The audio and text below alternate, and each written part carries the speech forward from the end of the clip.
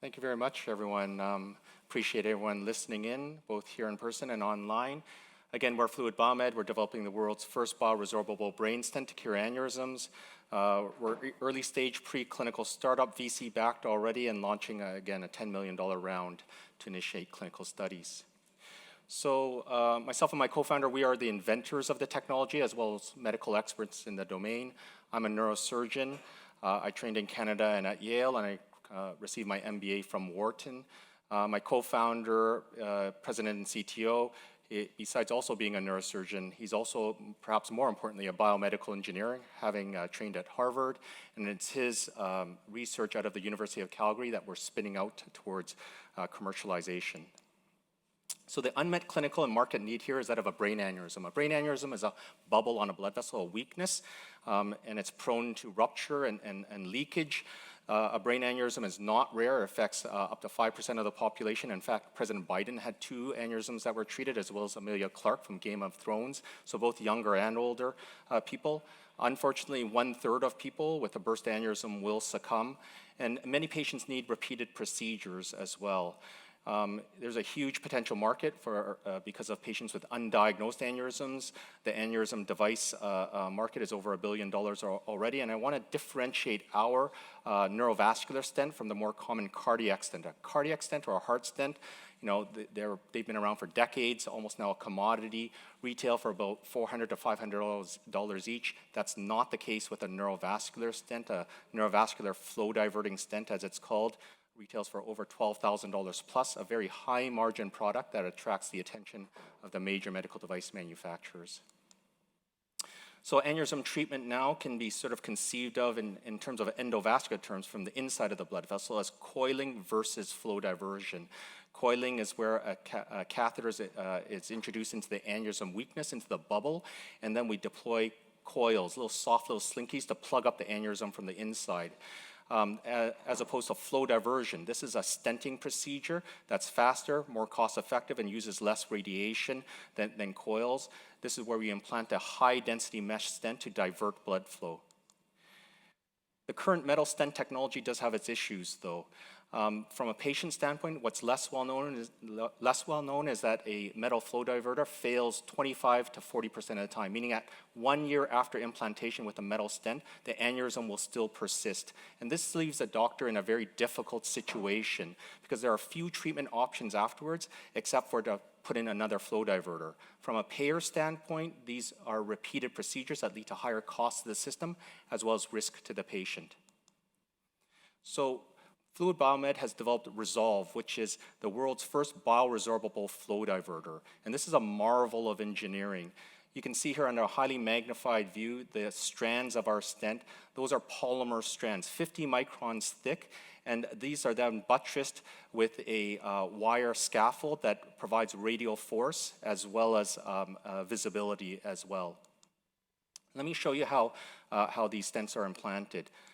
So doctors like myself and my co-founder can now navigate tiny wires and tubes inside of the body under x-rays. And after we position our catheters into the normal blood vessels of the brain, we can then identify the aneurysm and then release a stent, a metal flow diverter that, again, high-density mesh stent that then diverts blood flow into the normal blood vessels of the brain, but slows down blood flow inside of the bubble, inside of the aneurysm.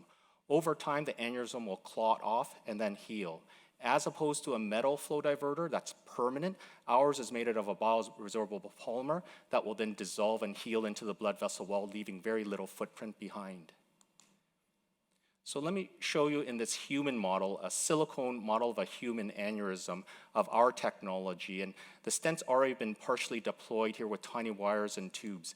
And what we can do with our stent, as opposed to the metal stents, is that as we're deploying the stent, it's so soft and flexible, we can actually shape the stent to the anatomy, which is impossible to do with metal flow diverters. And after that, we can actually do fluoroscopy or x-rays, and we can visualize the stent. And if we're not happy, as opposed to the metal stents and giving up, we can then at that point go into the aneurysm through the stent and deploy coils, impossible to do with current technology, and this provides reassurance to the doctor and the patient that their aneurysm is more effectively treated. So again, the construction of our stent really leads to a number of unique value propositions. There are about 6 metal stent competitors out there, all made by the major medical device manufacturers. Ours is the only bio-resorbable technology, and again, adds to revolutionary versatility in terms of performance. We can treat all types of brain aneurysms, not just a select few with the metal stents. This allows for more safer and more efficient treatment from a physician and patient standpoint. We can also perform more accurate and non-invasive testing afterwards. We don't have to depend on invasive angiography that subjects the patient to risk and pain. We can do non-invasive CT scans and MRI scans. As well, because our polymer disappears over time, there's no need for lifelong blood thinners. We look at our technology as a foundation of a platform. We've already demonstrated long-term aneurysm cure in the laboratory. We're brain surgeons, so we're highly laser focused on the brain aneurysm market. There's no reason why this technology can't be leveraged to other areas of the body. In terms of timelines, we're in preclinical testing with our stent, and we're now manufacturing our stent delivery system with partners. In terms of our IP and tech transfer position, we've been issued a broad-based patent in Canada. We're responding to the USPTO with claims through Wilson Sonsini, our legal partner. We've been issued a patent for our stent delivery system in the US. And I'll also highlight that our IP is wholly owned by the company. Our university partner is an equity stakeholder, but there is no pre-existing licensing or royalty obligation to our university. We have a diverse and effective team. We have about a dozen team members there. Most of them are full-time, all dedicated and passionate to the mission. We're an engineering-focused term in terms of design and quality. And our advisory board is diverse in terms of geographically as well as by sector, with experts in regulatory, stent science, patent law, clinical trial conduct, as well as medtech strategy as well. We have a very efficient pathway of execution.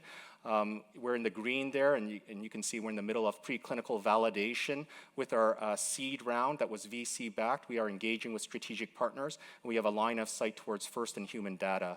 We know that the clinical trials will require more funds, more resources moving forwards until FDA approval. But we'll point out that with the comparable technologies that are out there, they've all been the product of acquisition, and these exits have ranged between $150 to $380 million, all pre-FDA approval. These are some of the companies with an active interest in stent technologies. We've spoken to all of them numerous times with key executives there, and I think they're really intrigued by the underlying fundamentals of our polymer-based stent. In terms of past financing, we've raised 2 rounds, both safe notes. Our last round was a seed round that was VC backed by Shangbei Capital in Palo Alto, a very respected medtech VC firm, as well as Metis Innovative in Miami as well. And with those funds, we've completed long-term animal studies, over 50 studies demonstrating cure of disease. We've contracted with manufacturers both in California as well as Minneapolis, and we now have a PMA FDA regulatory strategy defined, and we were recently certified ISO 13485 for medical device design.